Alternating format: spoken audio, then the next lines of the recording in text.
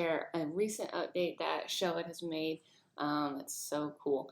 I don't know if you have ever wanted to add a drop shadow behind your photos or an element before, but now you can easily. Before you had to add kind of like a graphic to create the effect. But so how you do it is you're going to click the photo, go to effects, and you'll see this now drop shadow. You can do an inner or an outer, or obviously none, and then you can adjust the color, like the offset, and so on. So super cool. You can also do the blur, make it more faded. Um, so yeah, that's exciting.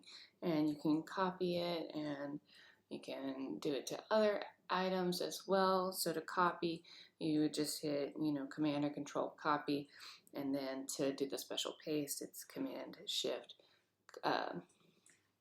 V. So let's see, let's change this to, like that. So yeah, it's pretty exciting. Let me know what you think, and if you are just as excited as me to use it on your website.